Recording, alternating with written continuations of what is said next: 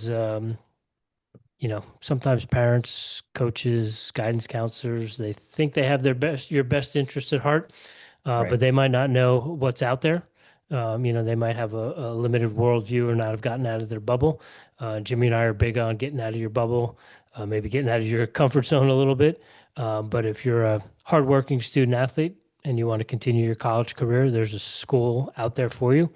And our goal as New Jersey guys is to get a New Jersey athlete to all of the coaches that we talk to. Yeah. So, Hey, please send as many Jersey guys to us as you can. Yeah, absolutely.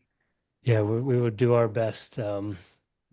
It's one of our things that we're trying to do, and knowing that there is a little bit of a Jersey connection down there with Jesse being down there for as long as he did and what he did at Kingsway High School. Um, yeah, we want to get the word out for you. Yeah, no, I mean you just nailed the recruiting pitch right there. So I think you've obviously done this, and yeah, I totally agree. And it's it's been interesting seeing that shift. I think the whole house settlement and what's going on with the NCAA, I think that is starting to help people realize that, like, hey, the D1 or bust mentality is probably not super helpful to me and my family or my goals or whatever. And two, with the rise of social media and podcasts like this one and guys like the Larkin brothers who are putting out just their own content on YouTube. People are just filming their lives. I think that's opening a lot of people's minds to like what's actually out there, which is really cool. Cool. Well, we are super excited to get into it with you, but we'll give you a little bit of an intro here. We'll get the show rocking and rolling. Ladies and gentlemen, howdy and aloha. We are here, you are there, and you are now rocking with the best. Thanks for tuning in to another live episode of Airey Bros Radio. We are excited to get back on the mat. We're lacing up the boots. We're heading down to Lynchburg, Virginia to talk to the new head wrestling coach at Liberty University, Coach Chris Williamson. But before we get rolling, y'all know the drill. Make sure you hammer that like button and are subscribed on YouTube. Drop us a comment, get in on the conversation. Every view, review, and share helps us grow and get back to the sports we love. Follow us on Instagram at Airey Bros Radio. Tap in on Spotify and Apple Podcasts. This episode, as all episodes, is fueled by Black Sheep Endurance for all your ultra marathon and nutrition coaching needs. And we're got a value for value show over here, ladies and gentlemen. So if you're getting any value out of anything we're doing over here and you do feel so inclined, please click on that link, buy us a coffee. We would greatly appreciate it. And at Airey Bros Radio, we're here to shine a light on the program's coaches and opportunities we wish we had access to growing up. If you're an athlete, parent, or a coach looking for real development, real culture, and real opportunity, you're in the right place.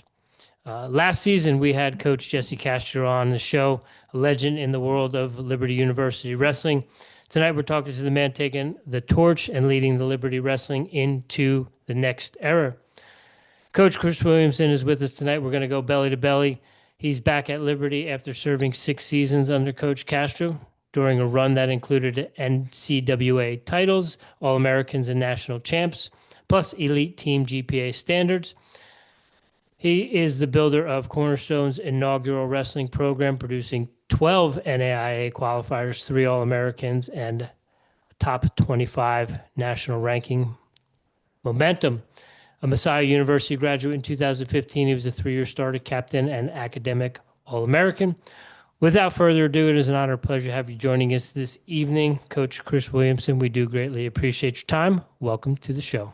Yeah, thank you for having me. It's an honor. Thank you. Yeah, we're excited to get into it with you. But before we do, anything you would like to plug or promote, anywhere we can direct athletes, recruits, parents, anywhere you want people to find you, if you want them to find you, you can put it out there. We've even had a coach put his phone number out here once. I don't know if you want to do that, but the floor is yours, Coach. Sure. Yeah. No, our Instagram is very popular. I get tons and tons of requests and messages through there. So that's just Liberty M Wrestling on Instagram. We're at 6,000. I told our new social media guy we want like 10,000. So go follow us on that one. So that's probably the best and the easiest way to get a hold of us. Awesome. We'll put all that stuff in the show notes for you. Get you a little Airey Bros bump. We do kick things off here with the through line, but we were talking, we had Jesse on last year, and through digging and doing a little research, we found out that you're not only just in his coaching tree, but you're also part of the family. Is that Thank correct? you. Yes, that's right. Yeah, I Okay. married I joke. I always say I married his favorite daughter, but his other daughters are pretty amazing too. So I married his middle daughter, Rachel. So she was a manager on the team when I came down in 2015 and was very professional, kept my distance. But then as soon as we graduated, she graduated with her undergrad, I graduated with my master's. As soon as that happened, we got married ASAP and went on from there. Okay. Okay. And that's like your old school traditional. Did you sit down and ask for his permission, that sort of stuff? I just told this story the other day. I would have loved the opportunity to do that, but I was starting the ring shopping process, and so I called Rachel's younger sister and said, "Hey, I need to find her ring size. Like, can you secretly find her ring size?" And literally 30 seconds after I hung up with her, she called Coach Castro, who was sitting not 20 feet from me, not even 20 feet from me. She called him and said, "Hey, Dad, I need your ring sizer for a secret project." And he was like, "Well, what do you need it for?" She goes, "Well, Chris needs it, but I can't tell you what it's for."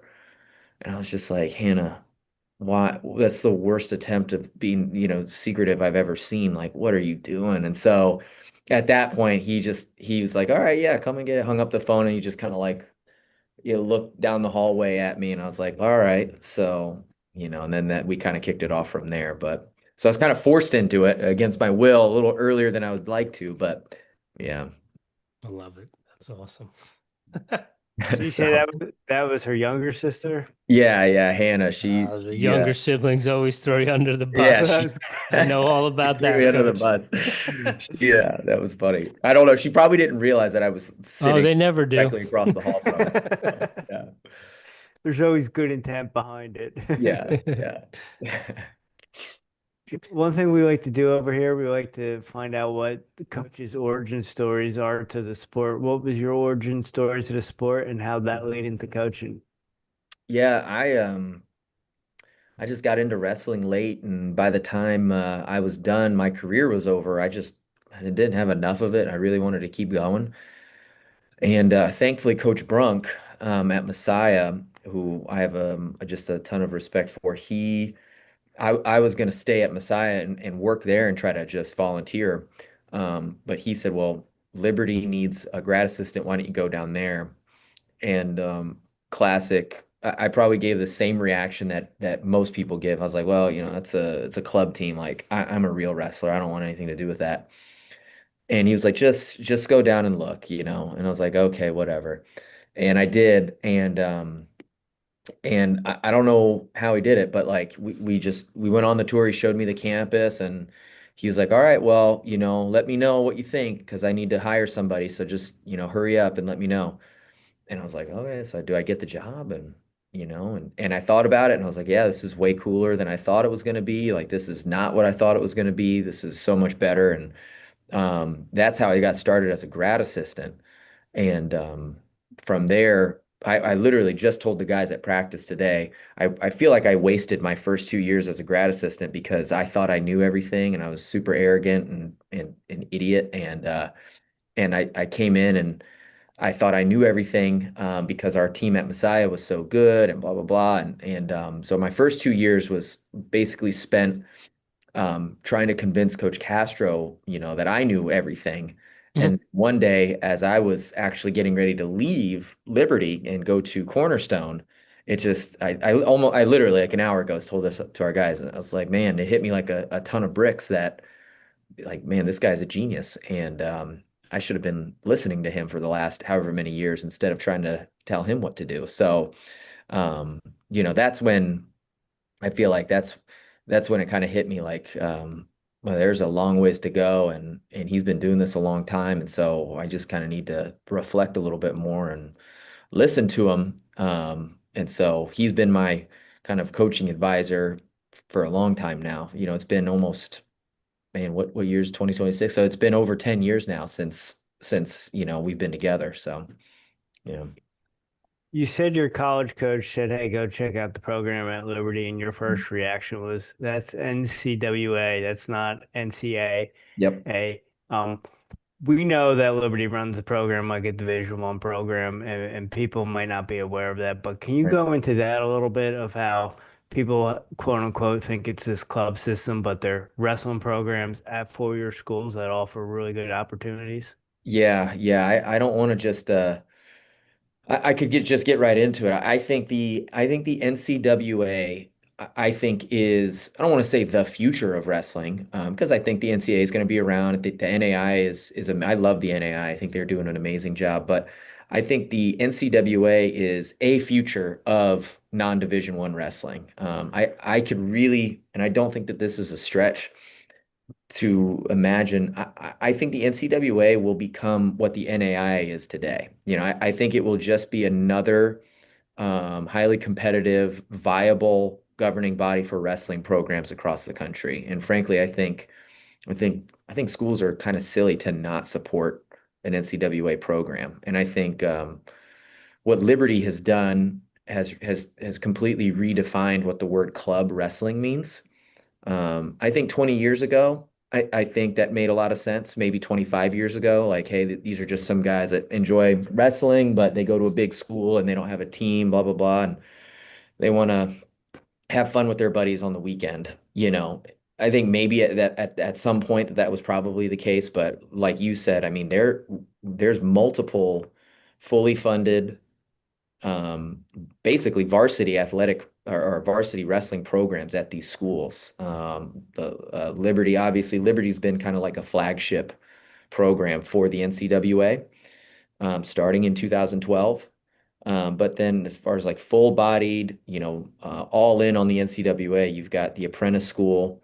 Tarleton States is with us now. Life has been supporting a team as well. And then there's others. I think Utah Tech is kind of one that's going to live in the NCWA for a while.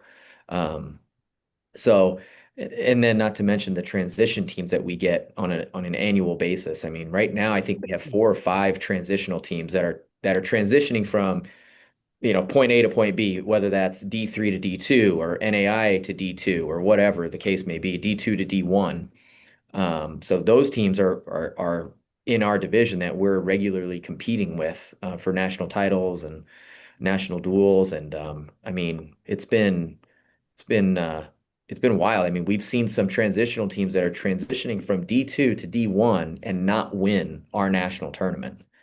And so, yeah, it's not just a viable national tournament. I mean, it's a legitimate, high functioning governing organization, with really good wrestling. And, and we have the largest national tournament in the country. So, there's a lot going on and, it's unique. I mean, you've got to have an open mind at first because we are self-governing. We're not part of the NCAA. We have our own rules. We like it that way. We have a lot more autonomy as an organization, which means we have a lot more flexibility to kind of have common sense. Um, so it's very interesting. And I think the future. I think there's a very, very bright future for the NCWA. The NAI at one point had. I think it was like maybe 20 or less wrestling programs across the country. And that was not long ago. I mean, within 20 years, they had 20 something programs and now they're at 70 something, 74, 75 and growing. So to me, we're in a very healthy spot. Our organization is profitable at this point. And so we're doing a great job. I think the future is very, very bright for our organization. Coach, you mentioned program being fully funded. Is that through endowment? Is that through fundraising? Is it a combination of both? It's yeah, a little bit of everything. Hmm. Some programs are self-funded, they fundraise and members will pay dues and things like that. And they'll get some money from their university. At Liberty, we're extremely fortunate. Our president, both former and current, our athletic directors, both former and current, have kind of seen the vision. And Liberty's unique too because everything that Liberty touches, it has to be excellent. Like that is the standard for Liberty is excellence. Um, I don't know if it's really a joke, but because this used to be played on the loudspeakers here, you'd be walking down the sidewalks on campus and you would hear a voice that said, if it's Christian, it ought to be better. And so Liberty really believes that. And so they fund us very, very well. Not to get into a history lesson, but wrestling was one of the foundational sports at this university. Wrestling helped put Liberty athletics on the map, and so the school has done a good job of remembering that. And obviously we would love to be a Division I program, and compete in the NCAA again. Like that's always on the table. That's always something that's in the back of our minds, and that we're fighting for and preparing for. Until that day happens, we're plugging along with where we are. And but visionaries like Kirk Handy, our athletic director at Club Sports, he saw the vision when Coach Castro showed up on his doorstep in 2012 and said, "Hey, we're just reclassified yesterday. We're a club sport now. You're the man. Here's what we need." And Kirk went all in and said, "Yeah, let's do this." And then from there, club sports was kind of what you would think of club sports, is kind of small, kind of student run, kind of make of it what you will type of organization. And Kirk Handy, along with the wrestling program, hockey, lacrosse, has just exploded. Our club sports department has over 500 athletes. And our particularly our hockey programs, both men's and women's, and our men's lacrosse and men's wrestling are top tier programs that the school funds very, very well. And so we kind of hurt for nothing. We work really hard to raise money as well to kind of put our best foot forward and make sure that we're pulling our weight. But if we need something, the school supports us, and we'll figure it out and we'll get it done. And so I feel like we travel better, we treat our guys better than any other program in the country, and so our experience here is comparable with any program across the country. And that's kind of the Liberty way, so to speak. That's what Liberty does. So it's pretty spectacular. And it's something that's very unique to Liberty, I think. How many gentlemen do you have on the roster right now? 31. Okay. 31. Yeah. And in the NCWA, you guys aren't necessarily having to worry about roster caps or anything like that, right? Nope. Yeah. Never will, most likely. Yeah. Yeah. Coach, since it is considered a club sport by the university, are you guys allowed to give scholarships? Yeah, we just got something in the works. We're working on that, and some people are benefiting from it already, but it's our goal. I'd love to endow a scholarship, a full scholarship that we could offer. We can fundraise for scholarships at this point. We just got that approval. But obviously, when you fundraise for scholarships, it's donor money, so that's not something that gets renewed necessarily every year. But that's kind of been a huge breakthrough for us too. Is now we're officially kind of a scholarship program. And what that's going to look like in the future is still kind of to be determined, but that gate has been opened. Yeah. Do you find in recruiting, you have to do a lot of education with the parents and the students about the NCWA, and that you guys are, hey, we're a 4-year program, we're no different than any other 4-year program? Yeah, a little bit of everything. There's kids that get into wrestling. They're like, "Hey, man, state champion level type of wrestler. Like, hey, I just love wrestling. I think Liberty is a great school. Like, sign me up. No further than that." And we're like, "Hey, awesome." And some of our best guys have come from that. Some guys, it hits them a little bit later, where they go on to whatever school and they realize, like, yeah, I probably should have just been at Liberty, because this is not what I thought it was. And so they come back to Liberty. But yeah, there's definitely an educational, there's a time for education. And a lot of it is just um, changing your kind of your frame of reference, like, so a lot of times what we kind of ask people is, so what can that blue badge, what can that get you? And what can that do for you that our badge can't get you? And I have yet to hear a clear answer, or a coherent answer as to like, hey, in this I can, in your division I can do this, in that division I can't, or vice versa, and so um there's there is nothing. See you, buddy. Thank you, man. Ian, he's our workhorse, he's our grad assistant, and we couldn't do it without him. But um a lot of it is, these kids grow up and they're like, hey, I want to wrestle, for Iowa or Penn State. And, that's great. And then the truth kind of comes to them. They're like, well, I am probably not good enough to wrestle on Penn State's roster, which, yeah, welcome to the club, man. It's everybody, there's guys on Penn State's roster that aren't good enough to be on Penn State's roster. So, um, yeah, it's strange. I even in the NAIA, I kid you not, I had a phone call with a kid one time, and he's like, Coach, I think Cornerstone's great. It's the perfect school for me. It's cheaper than the other school that I'm looking at, but I want to wrestle in the NCAA, and I'm going to wrestle at this Division III school across the way. And I was like, what am I missing here? So sometimes there's nothing you can do, and that's okay. But a lot of times, once you kind of rationalize, like, hey, what are you going to be missing out on? Which the answer is nothing. And in fact, I think you'd be gaining quite a bit, as long as they're able to kind of think clearly and see things with an open mind. I think people see when they visit campus, that's really the trick. Is if you visit our campus and you see how our program operates, that's when your eyes are actually opened and you're like, oh, wow. Just like what happened to me. You're like, I was not expecting this. Okay, now I get it. Now I see it. I think that in and of itself kind of dispels, maybe a myth or a stigma that club and NCWA teams, don't recruit. Kids are just showing up because they're going to said college or university. And it's like, oh, there's a wrestling team here. I used to wrestle in high school. I'm going to go out for it and give it a try. And that's not the case at all. Yeah, I feel bad for those guys because we're a big school. We've got 16,000 students on campus. And so we definitely get those guys who saw like, oh, we've got a club wrestling team. Okay, cool.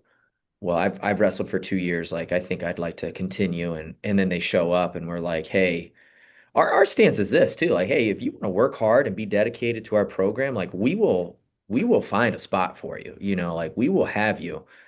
But then what normally ends up happening, they're like, oh, wait, I'm at practice every day and I've got compliance and I've got study hall and we're traveling, 20 weekends a year or whatever it is. Like, I didn't sign up for that, And so our most successful kids are the ones who we kind of find and recruit and we get them here. And then the ones that kind of are kind of fortunate enough to kind of see us on social media or whatever, or interact with us somewhere, whether it's a tournament or a camp, and they're like, no, I like Liberty and I like wrestling, and that's where I want to go. Yeah. And I imagine with a 64-man bracket, kids are going to find out real quick that it's real wrestling and a real tournament, and it's no joke to get to the top of the podium there. That's something that we have to educate our guys on too sometimes is, yeah, like don't get me wrong. Like I think the first couple rounds of our tournament, yeah, I wouldn't dare to compare those to like the D3 tournament. The D3 tournament is wild. Like that is an amazing tournament. It's an awesome tournament that any wrestling fan should go and watch. So yeah, the first two rounds are kind of or kind of fun to watch. That's where you rack up your bonus points for sure. But once you start getting into those quarters and the semis and the finals, like, I mean, we've had guys not win our tournament and then go and win D2s the next year. That's a real story. Josh Kenny is a guy at Grand Valley State. The guy he's an animal. I mean, he is super, super good. But he did not win the NCWA tournament, and so he's won JUCOs, he's won D2s. But he has not won the NCWA tournament. The D1 pins leader came from Bellarmine, did not win the NCWA tournament. And that's no fault to them. That's just to pump up the NCWA tournament because, like I said, Both of those guys have whooped up on Liberty guys before. They've whooped my butt, but it's hard to win our tournament. It's very difficult. You're wrestling Division I quality wrestlers. You're wrestling high level NAI, high level D2 guys to win our tournament. Coach, I appreciate you sharing that because as a JUCO guy, I'm always screaming and yelling at the D2 and D3 kids, letting them know how tough JUCO is, how tough Yes. the NCWA Yes. is.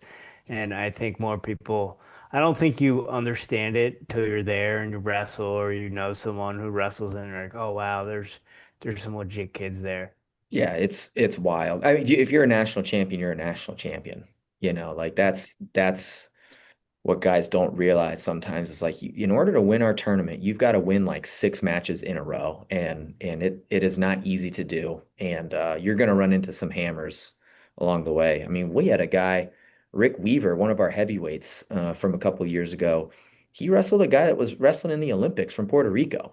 I mean, he wrestled him in the finals. I mean, he wrestled an Olympian in the finals. So I don't know. That's hard that's hard to beat when you're swapping stories. Yeah, and 6 matches is 6 matches.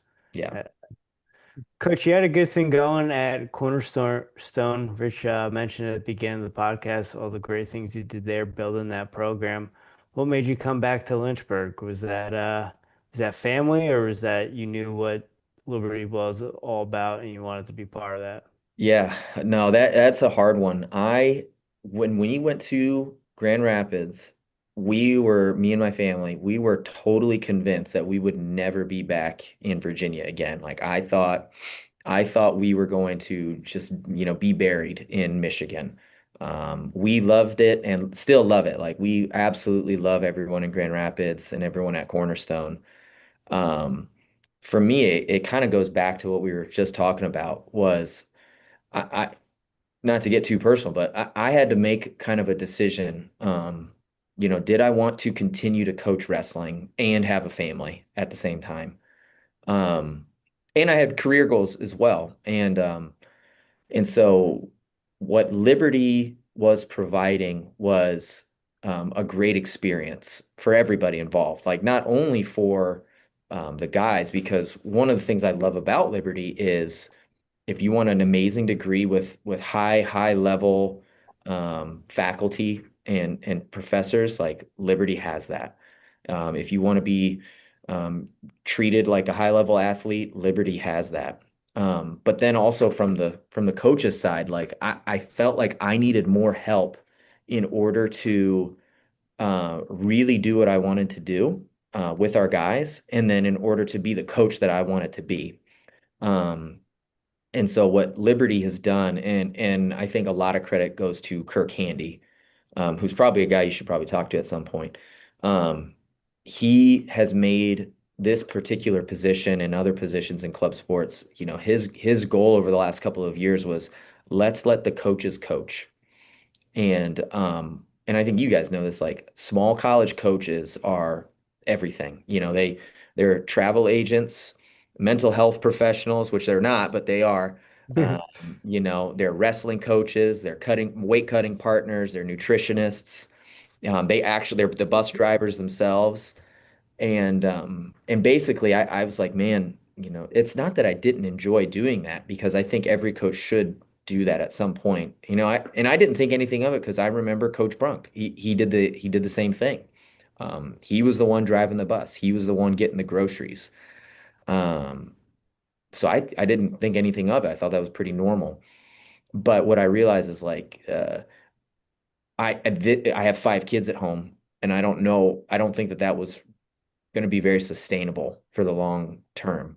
And so I needed to decide like, am I going to change lanes and do something different, maybe a little less intensive, or am I going to continue to do this? And if I'm going to continue to do this, what is this going to look like? And then Liberty came available, and that's what it turned into. And I was skeptical. I didn't know what I was going to get into. And when Coach Castro was leaving, I didn't know what the program was going to look like. And so I was very blunt and very forthright with my questions. And Liberty was very upfront with their responses back. And And they were like, no, we're all in on wrestling and we want you to coach. You let us do all the back end stuff and you coach. And I was blown away and kind of dumbfounded with that type of position because it's a unicorn. It really like doesn't exist in a lot of other places.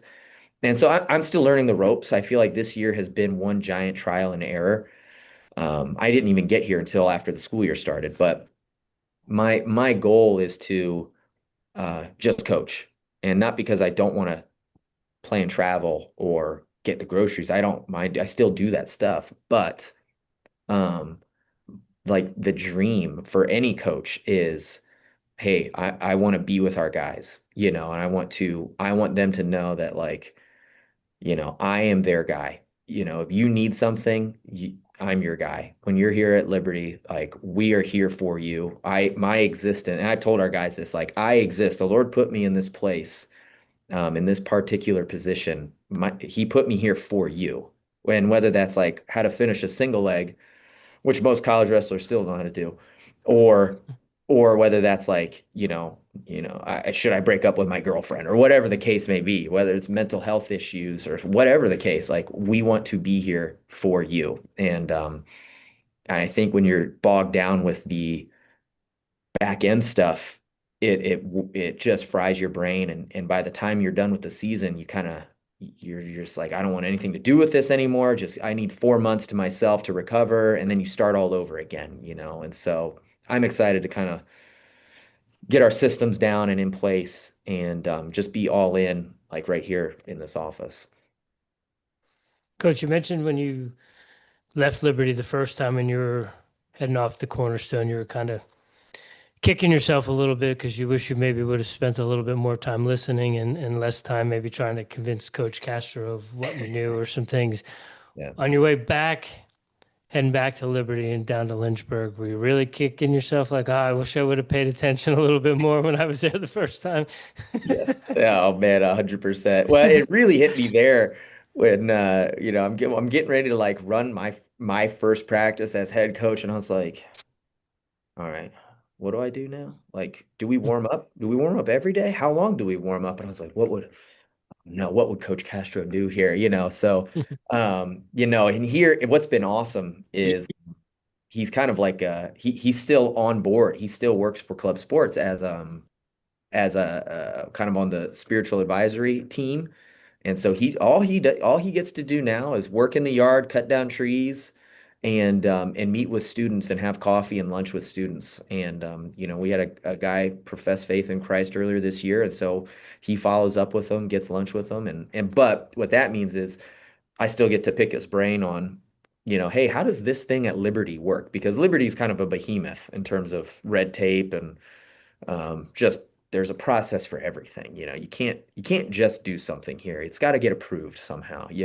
And so just picking his brain on like, hey, what's the best way to go about doing this, and getting his advice. And it's funny. Yeah, now that I'm here, I feel like I spend a lot more time whenever we talk. I spend a lot more time going, okay, all right, it's not what I would do, but I'll think about that. That's a good idea.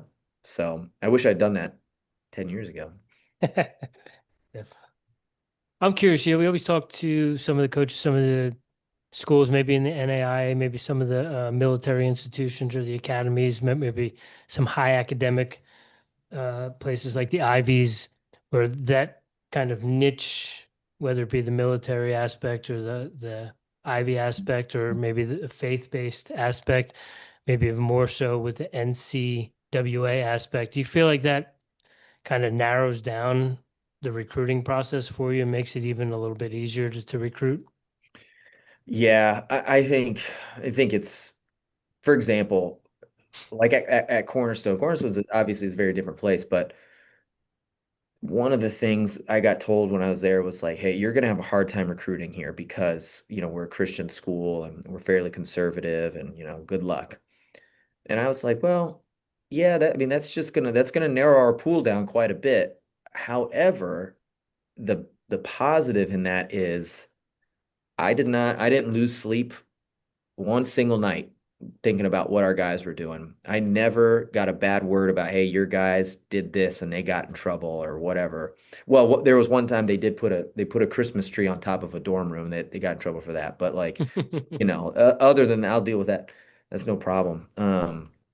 So it narrows the pool, but the guys that we get are really quality, and so the same thing here. Like, yeah, we're a Christian school. We've got a code of conduct that most people are surprised by. Like, you can't be sleeping in the girls' dorm at night, which is a shocker to some people at some point. Which, you can't do that here. So don't be surprised if you come to Liberty and you can't do that.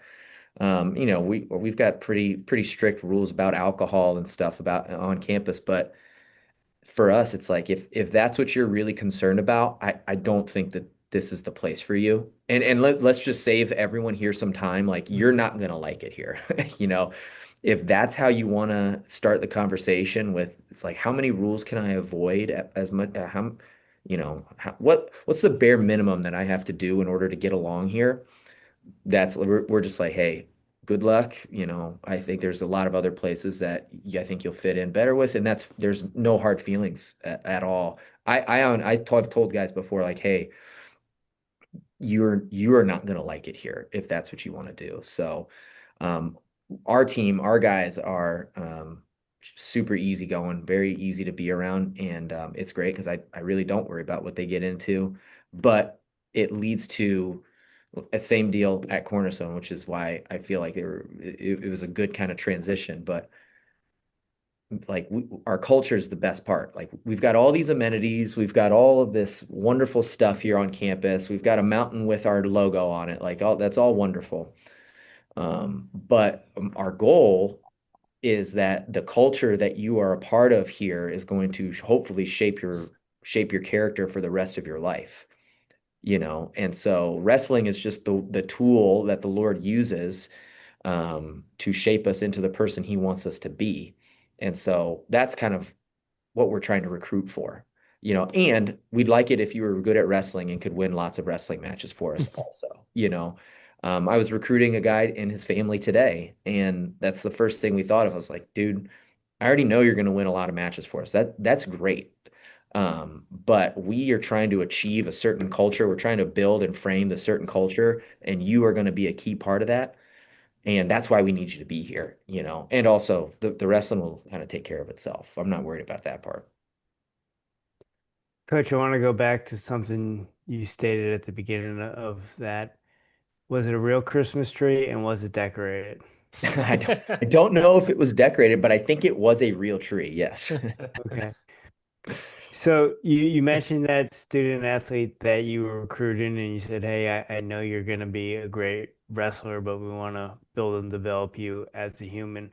When kids are coming to Liberty and that faith piece, how much of that is adding to what they're already coming to the table with, and how much of that is a blank slate, kids that, they might be Christian, but they're not Mhm. at a Christian school, or it's maybe a thing they do on holidays? Yeah, no, great question. We have a great mix of both. Liberty is a very weird place because we have this really deep history.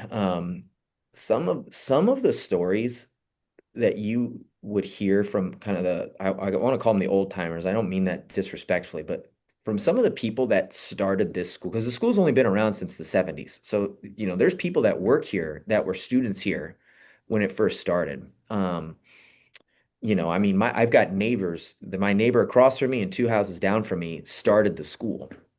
And so some of the stories that you would hear would absolutely blow your mind and there are stories of people having faith and in the Lord just providing these like miraculous circumstances in order to save their lives or save their souls or keep the school open. Jerry Falwell Sr. at one point sold bricks to people, hey, we'll put your name on a brick.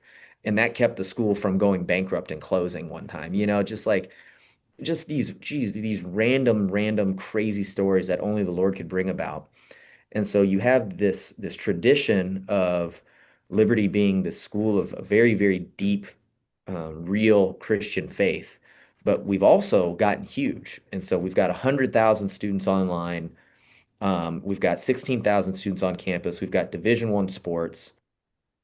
And so we've kind of blown up. And so there's a lot of kids that come to Liberty and maybe have either no Christian faith or, yeah, they, kind of, and I don't mean this in a derogatory manner, but they're kind of Christmas and Easter people, and that's great. Come to Liberty. That's awesome. And so, yeah, we get a little bit of both. We've got kids here that they're study to be pastors. I've got a book on my shelf right now by Patrick Walker.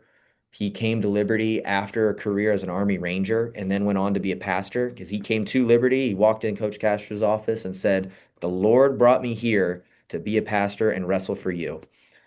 So we get guys like that or students all over the place like that. And then we have students who say, yeah, they have the best aviation program in the country, and I want to be a pilot, so I applied to Liberty. Oh, I didn't know this was a Christian school. Great. And we get a mix of a little bit of everything. And so yeah, we're very upfront. Like, hey, you're here. Our goal, if you're not a believer, our goal is to live a life in front of you that you'll see with your eyes and to share the gospel with you both in word and in deed. And that by the time you leave this place, our goal is that you would have a saving faith in Jesus Christ. And we'll share that with you subtly by the way that we act and walk and talk with our friends and our family.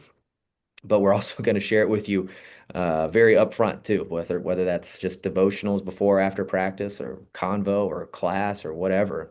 But I think any student would find like you're gonna be pretty welcome here, whether you're a lifelong Christian or a new believer or not at all. But we do have standards too that we expect everyone to kind of adhere to while you're here. But it's a welcoming place that I think people would be, in love with if they were here on campus. Coach, talk about those standards. I can remember, I want to say I was in high school. I might have been in college. We're talking like mid to late 90s. I believe it was the first time Liberty qualified for the big dance in basketball. And I can remember the commentator saying they can't dance on campus, but they go into the big dance. Is that a standard? Is that That is still a true. thing? That is true. That Okay. I don't know. What's funny is we have a swing dance club on campus. I know we do. But I still think there's a rule that says you can't dance on campus. So I don't actually know if that's true or not. I haven't looked that deep into it, but Okay. yeah. Yeah, no, that is true. All right. Yeah. This So is no, it's so hey, Coach Castro would tell you, man, he was here when you had to wear a suit and tie to class. You had to wear a suit and tie to class. And so we're shorts and t-shirt school now. So it's all right. okay. You can wear what you want nowadays. Okay. Because I'm down here in Greenville, South Carolina, and I'm not too far from Bob Jones Oh University. yeah. Yeah. And I think there is still like a dress code standard in terms Yep. of like khakis and Yeah. collared shirts and that sort of stuff. Our business, so here's the thing too, though. I actually love this about Liberty. I don't know if students really appreciate this on the front end as students when they're coming in, but as someone who's kind of been there, done that, been in the world for a while, like our business school, for example, if we're in business hours and you are attending class, you are expected to dress as a professional. Yeah, so I think the low end is business casual. Most classes will have at least business casual, Mhm. with some classes requiring full dress. And that's not a religious thing. That is hey, we're training you to be professionals and high functioning adults when you leave here. Like this is how you should look. And some guys really don't like that, or they'll kick against that rule. And what we try to explain to them is like, bro, you're not being punished. Like we're trying to set you apart. Like you're gonna get out of here. You're gonna know how to speak. You're gonna know how to write. You're gonna know how to look the part. Like we want you to be professional. And it goes back like Liberty sets a high standard, and we expect our people to meet that standard. And it's again, as someone coming in, it's like a breath of fresh air. I'm like, this is awesome. Like we are providing an amazing education for these guys, and I shouldn't say guys, but these students. Mm. Rich, that's right up your alley. Coach, Dress I for the dress for job you success. want, not the job you have. Yeah, yeah. Coach, I went back to school in my 30s and I was living with Rich. And in my junior year, he looked at me and goes, "Bro, you dress like a middle schooler. You gotta dress better, man." I took that to heart, but like you said, Not at the you know, time he didn't. well, He took offense to it. Yeah. I did, but senior year I was wearing collared shirts and dress pants. So, Yeah. Yeah. but like you said, it's something coming in you really don't appreciate, but as an older gentleman, you realize, yeah, there's something to that. Yeah, for sure. For sure.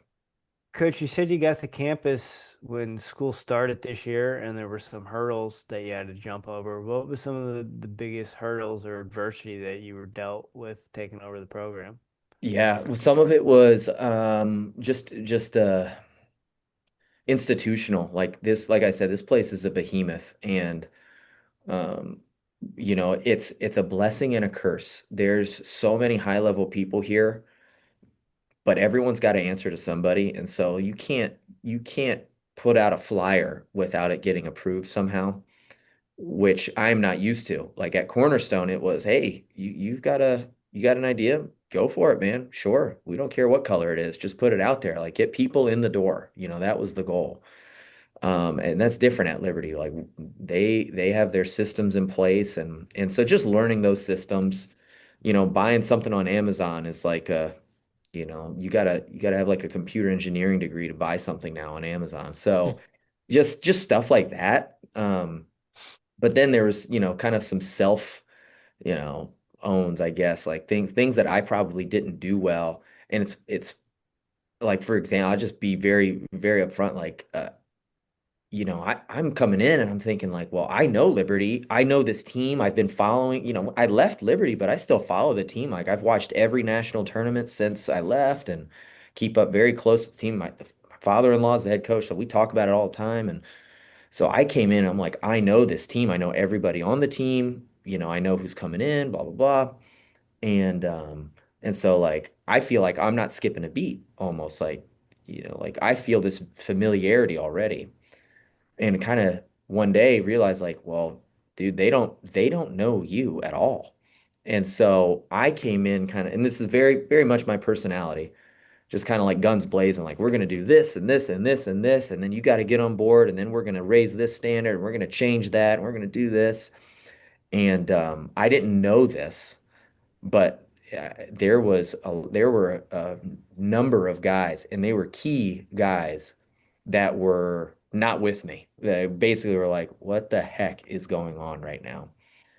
And big lesson, and that was you. It was I didn't build the relationship first before you start moving pieces around. What I started doing was moving pieces around and expecting a relationship to be there already. And that was a mistake. And thankfully, very, very, very thankful that we were able to salvage that and basically have it to where, I had to have a reset with like multiple people and have a heart to heart basically. And really grateful that they even, kind of gave me the opportunity to do that. And once we got on the same page and kind of were able to communicate, it was like, oh yeah, we both want the same thing. But it was that expectation on my part, like, oh wait, we already know each other, right? But that was not the case. We didn't know each other.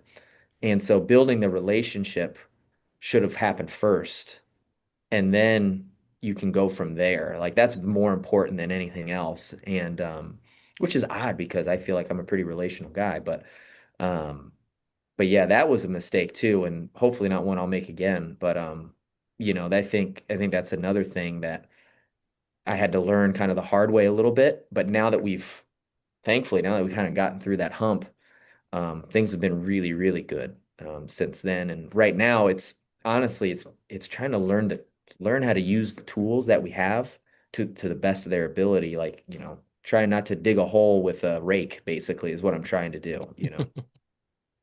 Was that kids coming to you, or was that you asking kids what the problem was and then they told you? Yeah, both and being, watching guys, I'm like, dude, I think me being kind of dumb, like everything's hunky dory. And then you're like, hey, what's wrong with you, man? Like, why are you being so sulky today? And then being like, well, I think I'm gonna quit because blah blah blah blah blah. I'm like, well, what? Like why are you gonna do that?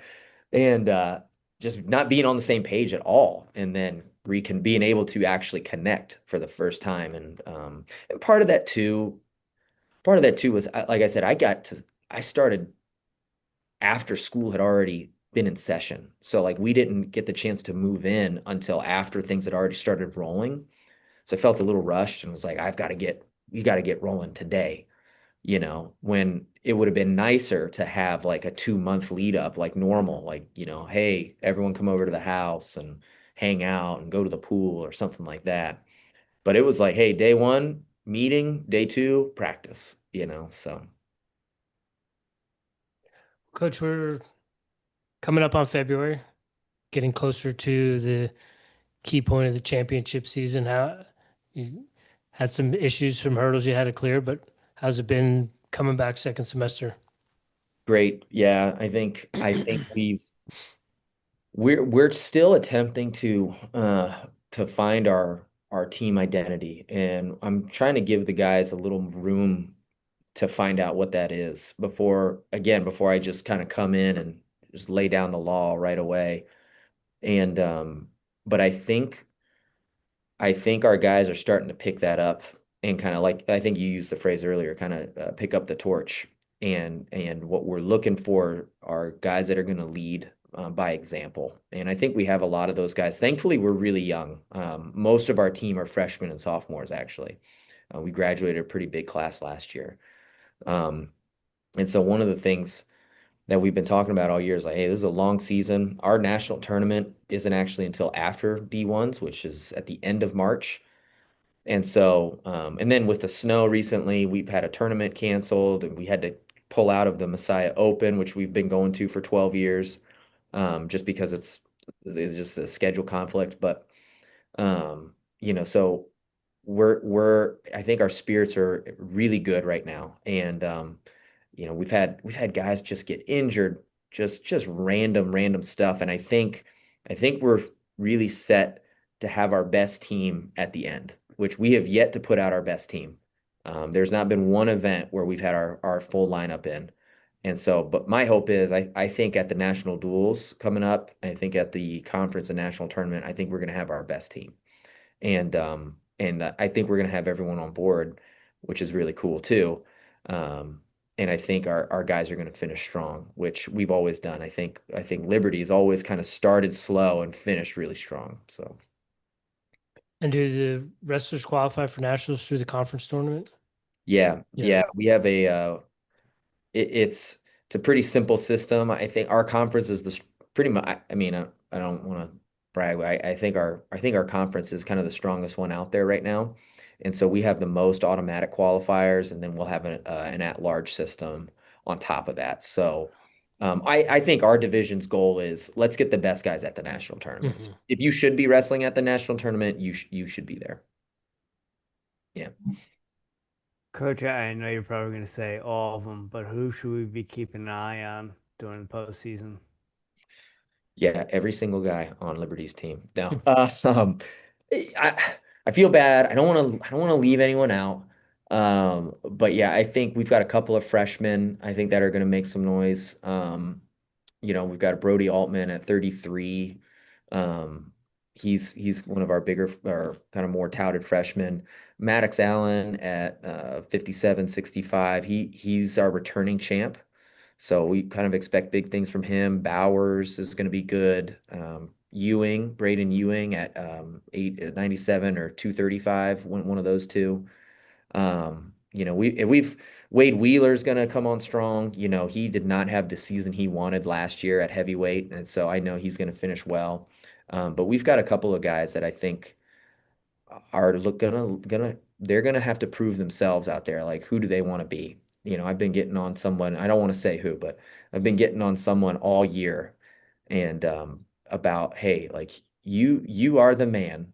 you have to act like the man now. Like you have it in you. You just have to go do it. You know, it's all there. You've got all the pieces.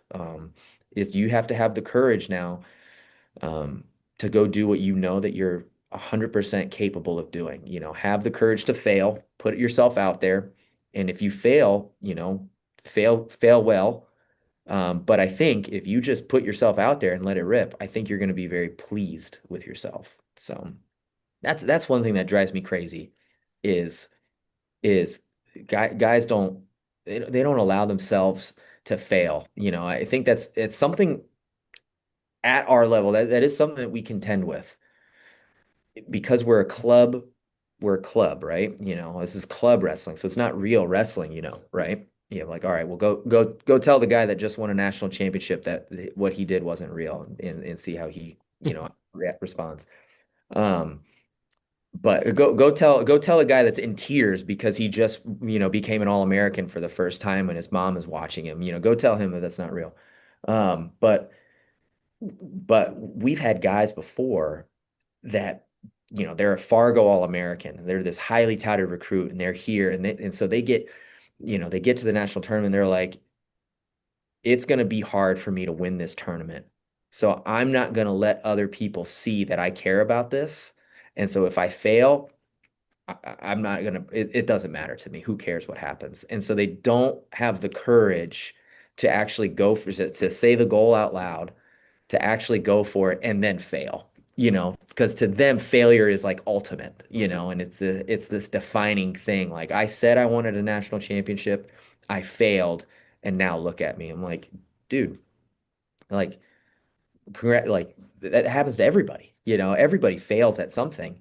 And now, yeah, Cale Sanderson is great, but like I'm sure there's stuff that he failed at too. And I'm sure he would tell you I'd rather you state your goal, give it your absolute best effort. And I don't mean like just try hard in your wrestling match, but do the things that are required to do to win. And then if it doesn't work out, you know that like, hey, this is not what the Lord had for me. And I did my best and I maximized the gifts that he gave me. And if I win, that's awesome. And you know, he gets all the honor and the glory for that. But if I lose, that's great too, because that's the Lord's gift to me. You know, is I tried and I failed and I'm still here and the Lord still loves me. My mom still loves me. And I'm no worse for that. In fact, I'm probably better for it, you know. And so having the courage to fail well, I think that drives me crazy is guys don't give themselves that opportunity. So sorry, that's kind of a tangent, but I want our guys to be able to do that. Well, you nailed it, because I don't know how many times I was wrestling not to fail instead of to win. So I appreciate you saying that. One last thing I have for you before we get into the Final Four, if Rich doesn't have anything for you. Not only taking over a program like Liberty is there going to be some pressure, but you're taking over for your father-in-law. Is there added pressure there? Yeah, I mean, not from him.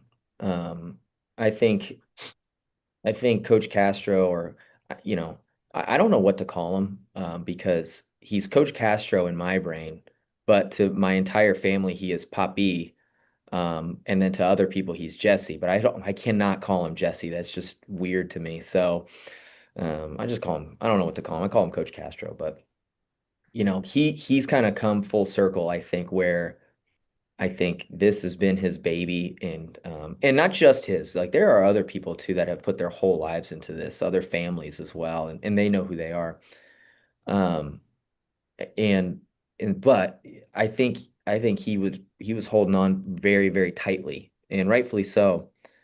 But I think lately it's been a thing like, hey, I've done my part, I've run my race, and you know what the Lord has for the program for here is up to him. And so yeah, there's pressure, not from him though. And so I am grateful for that. I don't feel anything from him. Um, but for me, you know, I know the history of the program and how much this means to a lot of people out there and to the school.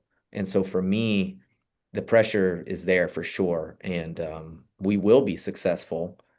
And not because I'm so wonderful and so smart and handsome and stuff, but because because like there's no other option. And I like to me, don't get me wrong, I need the paycheck. Like I love the paycheck, but that's not about that. To me, this is a legacy program and it's greater than winning and losing. But we're also like we have a standard, and that is to win and be successful and represent our school well and represent the Lord well.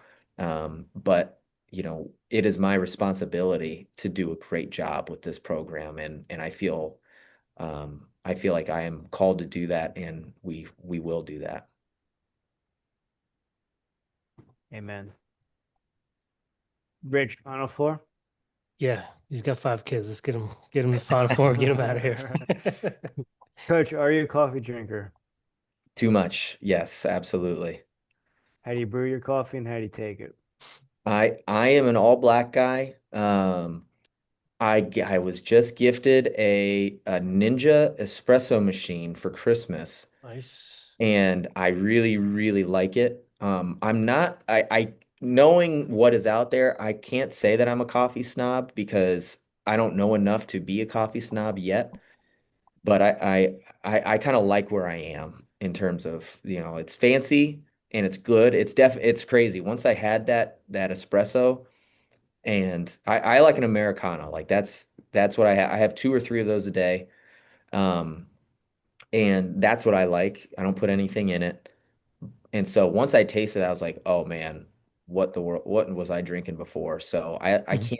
can't do Keurigs anymore. It's just not good for me anymore. So but yeah, I do love coffee. I wrote I on my browsers, one of my tabs is that water company that you guys referenced before. Third Yeah, wave. third Getting wave. good coffee water, yeah. Now, do you have one at home and at the office, or is it just at home with the espresso machine? Just at home, but I had to buy insulated ceramic mug so that I could make it and bring it with me because Okay. can't put it in That's the metal mugs. It ruins it for some. I don't know what it is. I don't know the science behind it, but it just ruins it. You're well on your way, Coach. Coach, do you have any daily practices or rituals you do on a regular basis to show up as the strongest version of Chris Williamson? Yes. I try. My big struggle in life lately has been waking up on time, because we typically are up 4 or 5 times a night anyway. But I use this. I got this from a guy named RJ Boudreau. He's the head wrestling coach now. He was at Lowell High School, it's a nationally ranked program in Michigan, and now he's the head wrestling coach at Grand Valley State in Allendale. Hmm. Another great guy you should talk to. But he got me hooked onto the full focus planner.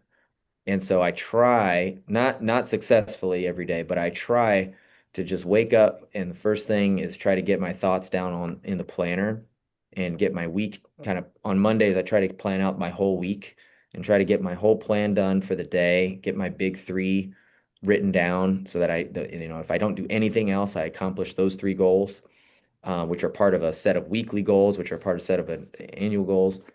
And then I try to make sure that I have some time in the Bible and I have something. And so I've had to take a step back because when I was just a young, vibrant single male, I could plow through whole books in one morning. Now I'm happy if I can get through like a chapter in the morning. And so if I can just do a couple of verses, just get a couple minutes in the Bible and then get my thoughts down on my planner, I feel like I'm much better prepared for the rest of the day. Right on. And then What? I'm also drinking a coffee while I'm doing that. Nice. What are the ages of your children? Sounds like you got a young one at home. I've got a 7-year-old girl, Salem, a 6-year-old girl, Josephina, 3-year-old boy, Zadok, and then 2-year-old twins, Ben and Sam. Wow. Yeah. Yeah. Any So wrestlers yet? Zadok is a natural wrestler. He loves to fight. He's very good at we don't know how, but he just seems like to be a natural at jujitsu somehow. He's really good at getting his hooks in, and no one ever showed him, but he knows how to choke people. We're not sure how, but he is very good at that. And when I say people, I specifically mean JoJo, who he picks on, his older sister. So Coach, what are you listening to right now? Music, podcasts, audiobooks? Are you reading anything? Yeah, I'm trying to read through a book called How to Lead Your Family by Joel Beakey. It's a very, very short book. He's a pastor actually from Grand Rapids. But that's the book. I wish I listened to music. I don't listen to music anymore. I pretty much just listen to podcasts. I'm kind of addicted to wrestling, so I listen to this show a lot. I listen to the Flow Radio and Matt Scout, not Matt Scout's Bash and Brain, I think is Hmm. one. I like Bashmania. that one a lot. I will say it's not very intellectual, but I do love a good Bigfoot podcast. I Let's love go. I think it's Haunted Cosmos is one of them and Blurry Creatures. So I got addicted to Bigfoot stories a while ago, so I've been big into those ones. But yeah, Have there ever been any Bigfoot sightings in Lynchburg? that's a good question. I don't know about Lynchburg. I'm not sure about Lynchburg, but in Michigan, big time. Yeah. That's Bigfoot country up there. Is Lynchburg considered the Shenandoah part of the Shenandoah Valley? Man, shoot, I should know that. That's a great question. I would think so. I mean, we are surrounded by the Blue Hmm. Ridge Mountains. So I don't know. Probably. Yeah. Okay. Well, Coach, sorry, Rich. go ahead. What's your take on Bigfoot? How long do you got, man? Uh, let's just put it. I'll give you just a couple of words, so people are gonna think I'm a lunatic. I take this with a grain of salt. I think it's all fun and games, but Sure. yeah, let's do this. Bigfoot, Yes. interdimensional being Being maybe related to Morty. the Nephilim, but who knows? Let's Who knows? go. Coach, we are on the same wavelength, sir. Pick it up what you're putting down, coach. Oh man, that's Well, great. the funny thing is that um there's like factions within the Bigfoot community and they don't get along. Right. Like Right. there's the interdimensional crew and then there's the bipedal hominid Yeah. crew and they like Yeah, those guys are crazy. No, I'm just kidding. Yeah, I know. It's wild. interesting. Oh, yeah. Have you ever heard of David Pilates? Oh yeah, yeah, Okay, yeah. cool. David Paulides, yeah. So I think I don't know if I've listened to him explicitly, but I've had shows with or I've listened to shows with him on it. Yeah. Yeah, cool. Yeah. Small world just keeps getting smaller, Jim. Yep. Coach, last one we got for you to close out. It's a lighthearted one. Maybe it's a unique food item that you're into. Maybe it's a beverage. Maybe you're a golfer. We know a lot of coaches are golfers. You do have some younger daughters, but still daughters. Maybe you're a closet Swiftie. Do you have a guilty pleasure? Oh man, yeah. It's my guilty pleasure is something I need to get rid of in my life. Actually, I guess that's why it's called a guilty pleasure. But I love staying up way, way, way too late and watching scary movies, and crime shows and stuff like that. But yeah, it's I don't know that might be it. And I do that with ice cream normally as well. So I guess that would probably be my guilty pleasure is I can crush some ice cream. So it has Okay. absolutely no effect on my body whatsoever. So I can absolutely destroy ice cream. Do you have a choice brand or flavor, or does it's just I'll eat whatever's available? Yeah, I love moose tracks and yeah, there's a company, there's an ice cream company out from Michigan now. I can't remember the name of it, but they're getting big, so they're down here now too. But yeah, I love chocolate, so some Okay. type of chocolate ice cream. And do you have a favorite scary movie? I don't do the spiritual stuff. I don't do demons or anything like that. But yeah, scary movie. Oh man, More like a slasher film kind of guy? yeah, yeah, stuff like that. Something that gets you to thinking a little bit more. Um, shoot. Oh, Zodiac. Zodiac, I Okay. think it's. I wouldn't necessarily say it's a scary movie, but it's suspenseful. But yeah, Hmm. I love Zodiac. I think that's one of the best ones out there. Cool. Yeah. Coach Williamson, thank you so much for your time this evening. We are already were Liberty Wrestling fans, but you got us in a little bit deeper. Really enjoyed this conversation. Best of luck the rest of the season, and thanks again for the time. Yeah. Thank you guys. Thanks for having me. I really appreciate it. Absolutely, Coach. It was an honor and a pleasure to chat with you this evening, get to know you a little bit. And as Jimmy said, we've been fans for a while, so we will be rooting for you at the NCWA championships here in I guess, couple weeks, almost over a month. Yeah, since you March guys are at the end of 26, March 26, 27, 28 down in Louisiana. Okay. All right. Well, we'll be checking it out. That is it for us tonight, ladies and gentlemen. We do appreciate you tuning in. We will be back on the mat next week. The man who started all of this NCWA stuff, Jim, how do you pronounce it? Genta. Jim Genta will be joining us on Tuesday evening. And then on Thursday evening, we're back on the mat with Dr. Bill Schneider. He's a Jersey guy, so we are excited to talk to him as well. Thanks for tuning in this week. We hope you have a great weekend. Stay warm, stay safe wherever you are. Sounds like there might be another snowstorm coming for some of